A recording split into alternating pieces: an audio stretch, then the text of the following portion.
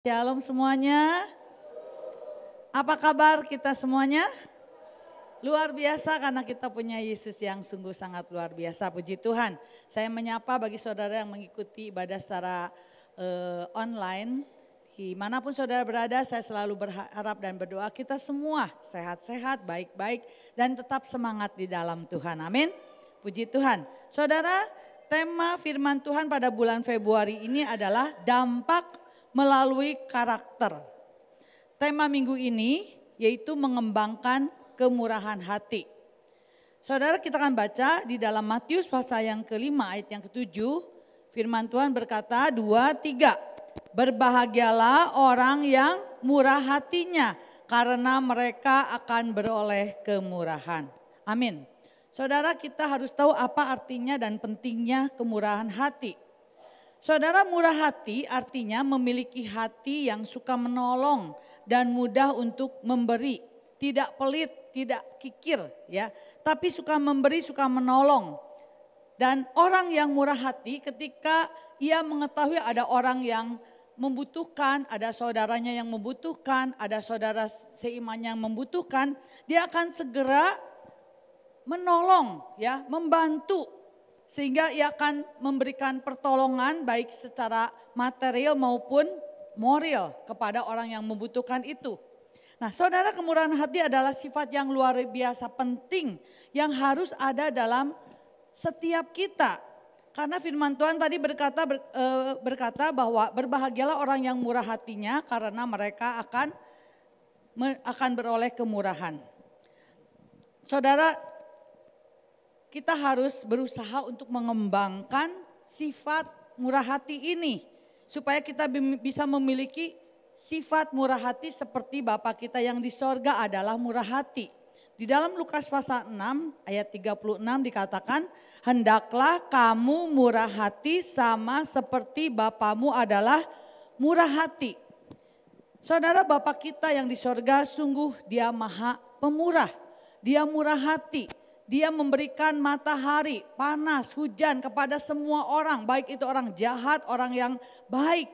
Bahkan dia sudah membuktikan dia sangat bermurah hati dengan mengutus. Memberikan putranya Yesus Kristus untuk mati di atas kayu salib. Supaya semua orang diselamatkan. Supaya setiap orang diampuni dosanya dan menerima keselamatan. Bagi yang percaya kepada Yesus, Tuhan berjanji dia akan menerima kehidupan kekal. Bahkan Yesus selama di bumi, dia terus melakukan kemurahan hati, selalu memiliki compassion, belas kasihan. Dia selalu melakukan mujizat, menolong orang yang buta, yang sakit disembuhkan, yang lumpuh bisa berjalan, yang bisu bisa berbicara, yang tuli bisa mendengar. Yesus melakukan semuanya karena dia murah hati. Dia senantiasa ingin menolong semua orang yang bisa ditolongnya. Saudara, begitu juga Tuhan ingin agar saudara dan saya, kita semua sebagai orang percaya, sebagai murid-murid Yesus, supaya setiap kita hidup seperti Yesus, hidup bermurah hati. Di dalam 1 Yohanes pasal 2 ayat yang ke-6, firman Tuhan berkata, barang siapa mengatakan bahwa ia ada di dalam dia, ia wajib hidup sama seperti Kristus telah hidup. Amin. Saudara, ketika kita mendapat kemurahan hati dari Tuhan, Tuhan ingin agar kita juga bermurah hati kepada orang lain. Memberikan kasih, memberikan pertolongan. Kita peduli kepada orang-orang yang membutuhkan. Dan Tuhan berjanji kita akan menerima kemurahan hati dari Tuhan. Dan kita juga akan menerima kemurahan hati dari orang-orang yang ada di sekitar kita. Karena itu saudara, Tuhan ingin agar setiap kita, anak-anaknya mengembangkan sifat murah hati. Sehingga kita menjadikan kemurahan hati sebagai gaya hidup kita, lifestyle kita. Dimanapun kita berada, kita akan senantiasa menjadi orang yang murah hati. Saudara, sikap murah hati bukan hanya merupakan sesuatu hal yang teologis, ya, yang sesuai dengan firman Tuhan, tetapi juga kebutuhan psikologis. Kemurahan hati adalah sebuah sikap hati yang sehat, yang merupakan jalan untuk menuju kebahagiaan yang dicari oleh banyak orang. Jadi kalau saudara ingin menjadi orang yang murah hati, jangan pelit, jangan kikir. Kalau saudara ingin menjadi orang yang berbahagia, saudara harus murah hati, amin. Ya coba renungkan kalau selama hidup ini saudara nggak pernah bahagia. Mungkin saudara seringkali menuntut, ingin menerima, egois, pelit, kikir, ya nggak mau peduli kepada orang lain. Tapi kalau saudara hari ini mendengar firman Tuhan, saudara ingin menjadi orang yang berbahagia. Saudara harus menjadi orang yang murah hati. Amin. Firman Tuhan berkata bahwa orang yang berbahagia adalah orang yang murah hatinya.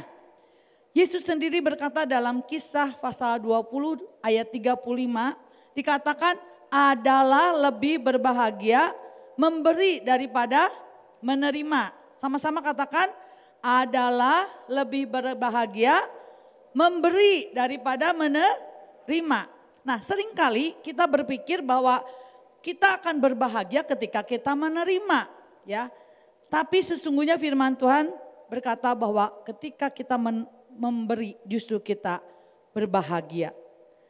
Karena apa? Kebahagiaan itu ada di dalam orang yang suka memberi. Saudara pikir masa sih? Tapi itulah yang firman Tuhan katakan. Dan ini sudah terbukti. Sebuah penelitian yang dilakukan oleh Philip Tobler dari Universitas Zurich mengungkapkan bahwa sikap murah hati membuat orang merasa bahagia. Sikap murah hati bisa memicu perubahan di area altruistik otak dan mengintensifkan interaksi antara keduanya sehingga itu terkait dan membuat orang berbahagia. Jadi ketika kita memberi, bermurah hati, kita akan mengalami kebahagiaan. Karena memang di dalam tubuh kita ada suatu interaksi antara bagian otak dengan hati. Sehingga kita mengalami kebahagiaan. Itu sebabnya saudara, alasan yang membuat seorang bahagia ketika dia bermurah hati. Bukan karena pelit, bukan karena egois. Tobler mengatakan bahwa seseorang tidak perlu menjadi martir yang mengorbankan dirinya untuk merasa lebih bahagia. Tetapi hanya dengan lebih bermurah hati. Ia sudah cukup untuk berbahagia. Jadi mulai sekarang kita mau belajar untuk mengembangkan supaya hidup kita senantiasa bermurah hati sama seperti Bapa kita di sorga. Saudara, kemurahan hati adalah jalan menuju kebahagiaan. Dan kemurahan hati juga membuka pintu berkat Tuhan. Amin. Ketika kita bermurah hati maka kita juga akan mendapatkan kemurahan. Saudara, ketika seseorang bermurah hati maka berkat yang tidak terduga, berkat yang lebih besar akan diterimanya. Dan hatinya akan melimpah dengan syukur. Dan dia juga akan melihat betapa luar biasanya kebaikan Tuhan. Akan kasihnya, keagungannya yang dia rasakan.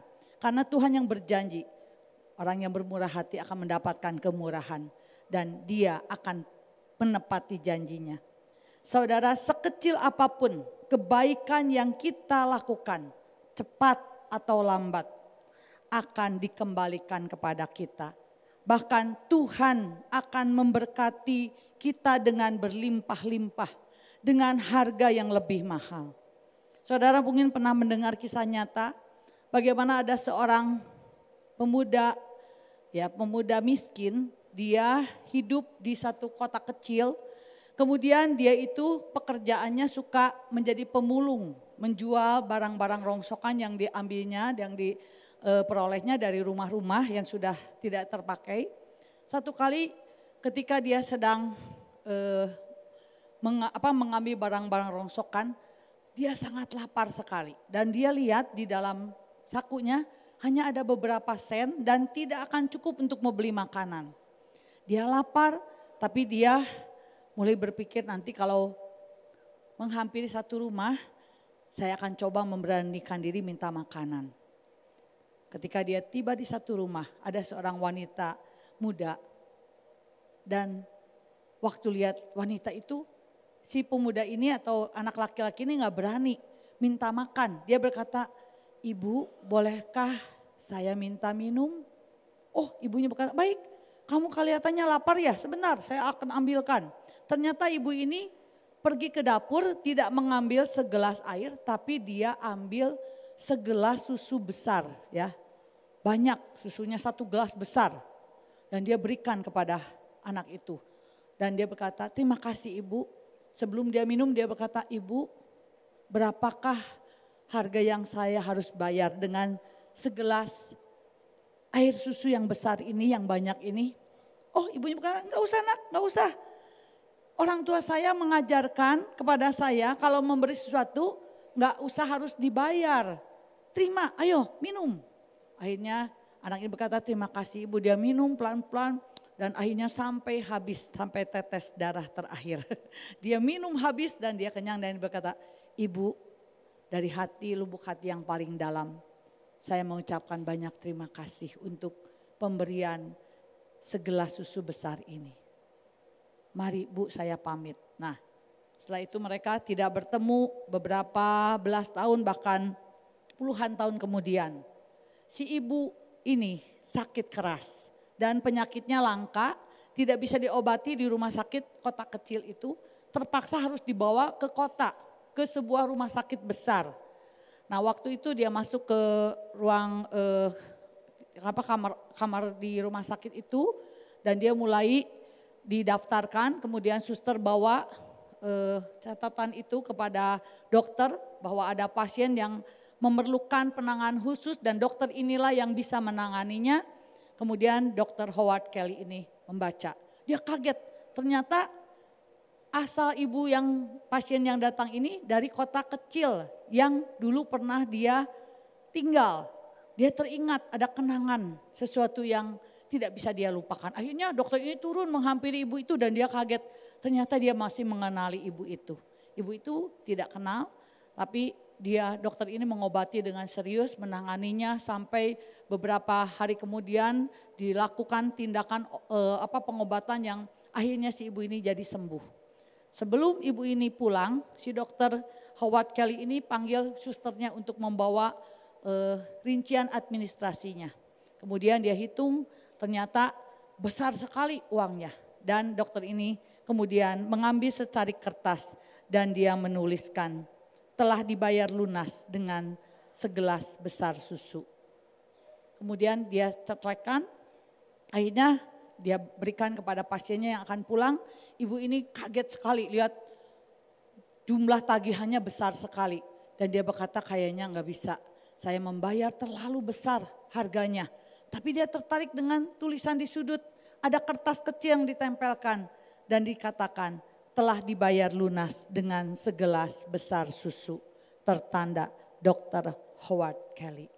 Saudara, ibu ini langsung ingat, dia bersyukur, dia ingat peristiwa segelas susu yang diberikan kepada anak kecil dan dia dengan berlinang air mata dia bersyukur, Tuhan terima kasih, Engkau sungguh baik, cintamu telah sungguh-sungguh memenuhi seluruh bumi melalui hati orang dan tangan-tangan yang mengasihi.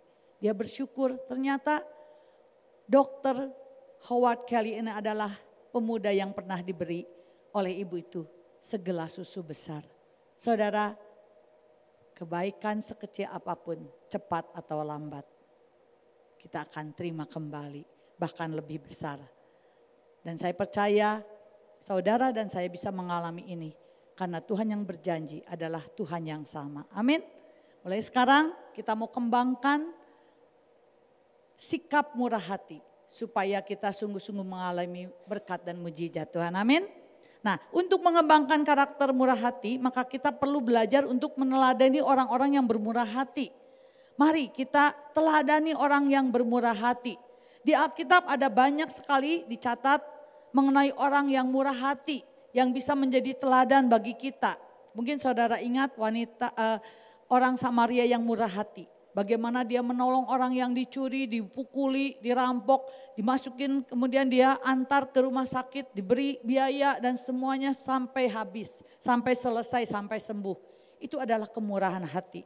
Dan ini adalah beberapa orang yang murah hati yang perlu kita teladani juga. Yaitu Dorcas.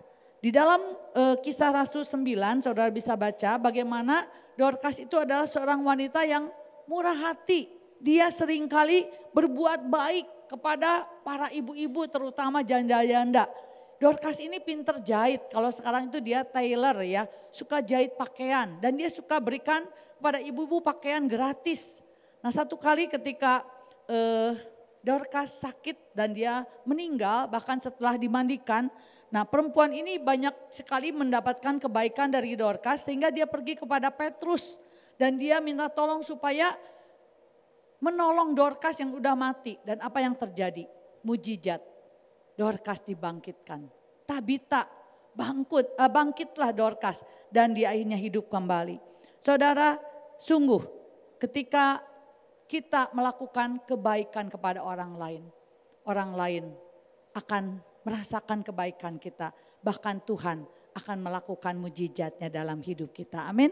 Karena itu saudara mulai sekarang kita harus belajar banyak berbuat baik kepada keluarga kita, kepada orang-orang yang ada di sekitar kita.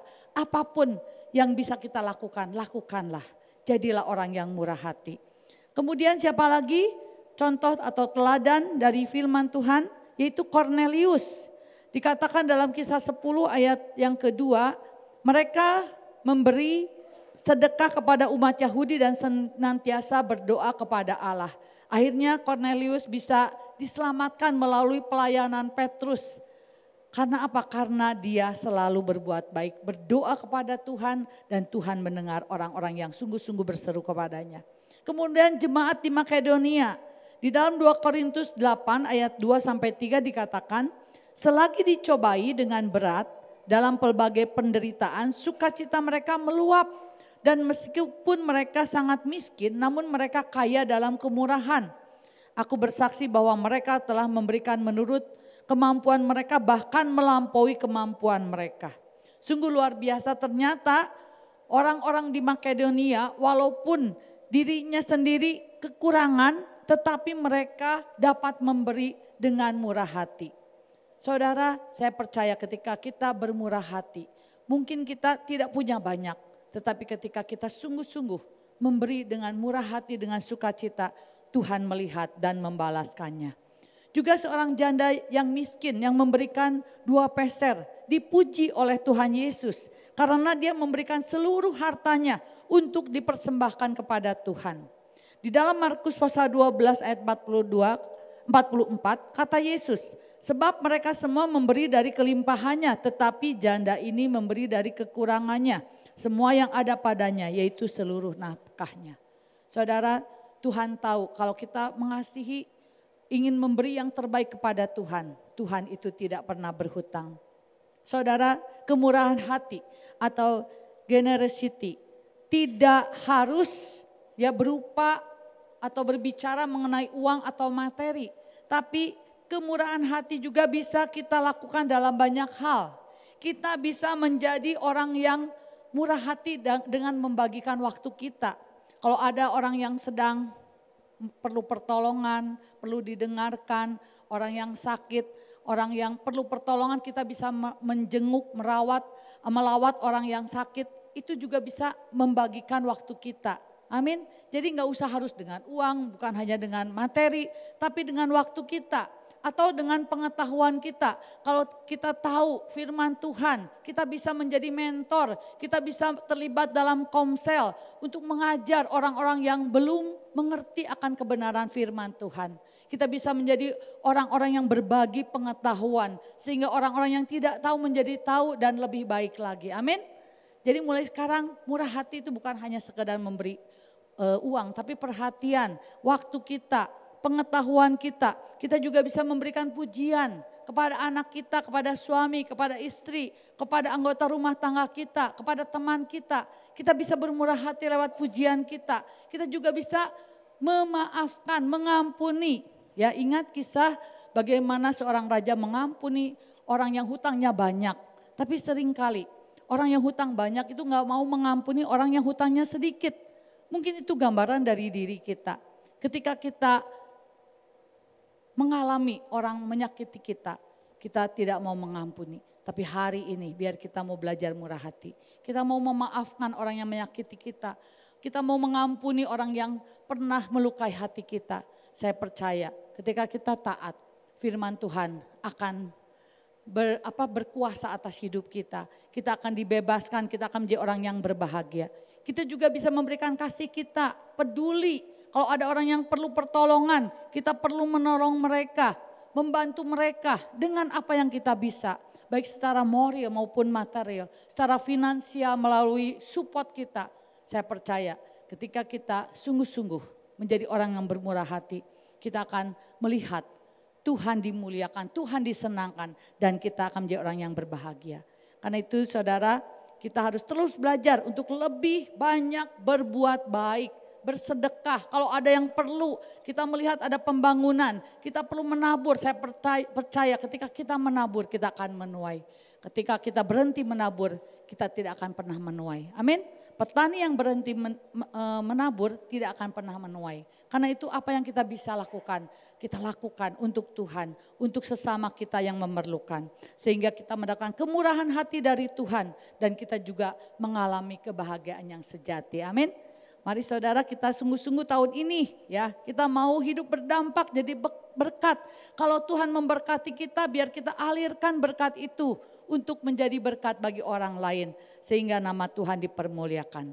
Saudara, sesungguhnya bahwa kemurahan hati itu mempunyai dampak yang luar biasa. Kita akan melihat dampak kemurahan hati. Saudara memiliki kemurahan hati kepada orang lain, ternyata bukan saja perbuatan yang menyenangkan hati Tuhan. Tetapi perbuatan murah hati memberi keuntungan yang besar bagi orang yang melakukannya. Dalam buku The Parado Generosity, Christian Smith dan Hilary Davidson berkata bahwa kemurahan hati akan berdampak positif pada kebahagiaan, kesehatan, dan tujuan hidup dari orang yang melakukannya. Jadi ada dampak, ya bukan hanya menyenangkan Tuhan, tapi bagi diri kita juga jadi bahagia, jadi sehat, dan tujuan hidup kita jelas untuk menjadi berkat, berdampak bagi orang lain. Bahkan di dalam penemuan akademis dalam bidang sosiologi dinyatakan bahwa ada dampak bagi orang yang bermurah hati kepada orang lain. Dikatakan bahwa orang yang murah hati akan menerima kembali apa yang mereka berikan. Dengan melepaskan sebagian yang kita miliki akan membuat hidup kita berbuah. Saudara, sungguh ini luar biasa. Penelitian secara sosiologi bahwa ada dampak yang luar biasa. Ketika kita bermurah hati, hidup kita berbuah, berdampak, menjadi berkat bagi banyak orang. Ini sesuai dengan firman Tuhan yang Tuhan katakan, yang Tuhan janjikan. Tuhan akan membalas kemurahan hati kepada mereka yang bermurah hati. Kita akan baca Amsal pasal 11 ayat 24 sampai 25 bersama-sama ya. Supaya kita ingat Amsal pasal 11 ayat 24 sampai 25. Demikian firman Tuhan, 2-3. Ada yang menyebar harta tetapi bertambah kaya. Ada yang menghemat secara luar biasa namun selalu berkekurangan.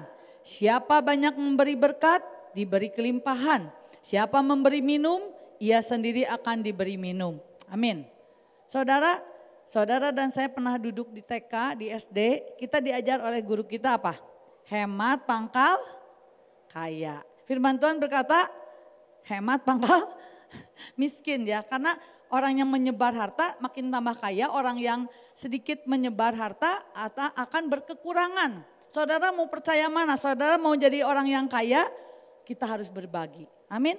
Sebab ketika kita berbagi, Tuhan berkata orang yang membagikan berkatnya mendapatkan kelimpahan. Orang yang memberi minum akan diberi minum. Amin. Jadi setiap kebaikan-kebaikan yang kita perbuat itu seperti memiutangi Tuhan. Kalau saudara menolong orang yang lemah, itu kita sedang menabung di sorga. Ya, sedang memiutangi Tuhan. Amsal 19 ayat 17 dikatakan, siapa menaruh belas kasihan kepada orang yang lemah, memiutangi Tuhan. Siapa yang akan membalas? Tuhan akan membalas perbuatannya itu. Amin. Jadi saudara, kalau saudara selama ini sudah menolong orang, mungkin orang gak balas dari orang itu tidak bisa balas. Tapi Tuhan itu tidak pernah buta, dia akan memberkati kita lewat orang-orang yang ada di sekitar kita. Amin. Nah saudara, saya ingin bersaksi beberapa tahun yang lalu waktu saya mau ke Amerika, ada seorang istri hamba Tuhan di desa, dia telepon saya, Bu Lena, ini ada gereja anak sekolah minggunya gak bisa beli hadiah. Terus saya berkata, kira-kira berapa orang?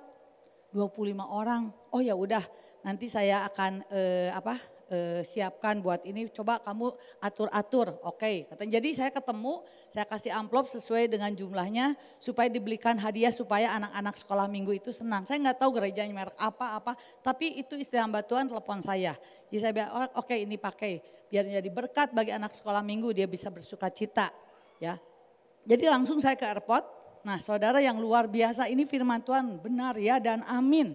Bahwa Tuhan tidak pernah berhutang.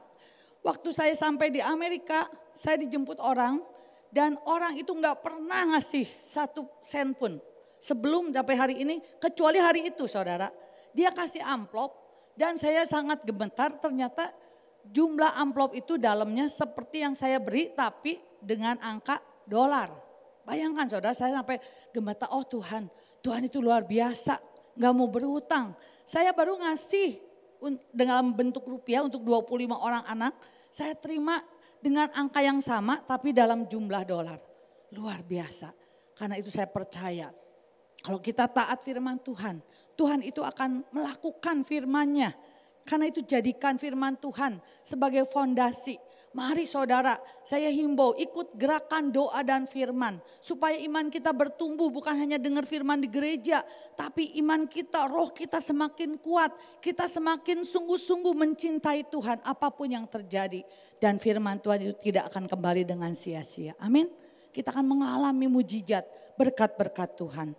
Karena itu saudara percayalah, kebaikan-kebaikan yang kita lakukan akan diberikan kembali kepada kita. Kemurahan hati adalah jalan untuk membuka pintu berkat Tuhan dalam hidup kita. Amin. Nah saudara, seringkali tanpa kita sadari dalam hidup kita, kita menerima kemurahan hati Tuhan dari orang-orang di sekitar kita juga. Karena Tuhan itu berjanji akan melakukan kemurahan hati kepada orang yang bermurah hati. Dia bisa melakukan berbagai macam cara untuk memberkati kita. Supaya kita sungguh-sungguh mengalami berkat Tuhan. Hati kita limpah dengan syukur karena keajaiban dan keagungan Tuhan yang luar biasa. Amin. Seperti firman Tuhan katakan, kalau kita bermurah hati kita akan mendapatkan kemurahan. Kalau saudara ingin mengalami mujizat, ingin mengalami perkara-perkara yang indah dari Tuhan, mari kembangkan sikap bermurah hati. Bukan hanya hal materi, tapi kita melakukannya melalui senyuman kita. Coba saudara praktek, senyum kepada kiri kanan pasti akan menular. Senyum kepada istri, jangan cemberut, jangan memble, ya tapi senyum. Saya percaya senyum itu menular. Itu juga ada kemurahan hati. Saya percaya ketika kita sungguh-sungguh bermurah hati, Tuhan disenangkan. Kita menjadi orang yang berbahagia, kita menjadi orang yang sehat dan orang-orang diberkati melalui kehidupan kita. Amin. Biarlah hidup kita menjadi berdampak, jadikan kemurahan hati, generosity menjadi lifestyle hidup kita. Kita menjadi orang-orang yang bergaya berkemurahan hati. Amin. Kiranya firman Tuhan termaterai dalam kehidupan kita semua. Tuhan Yesus memberkati, beri kemuliaan bagi nama Tuhan. Haleluya. Puji Tuhan.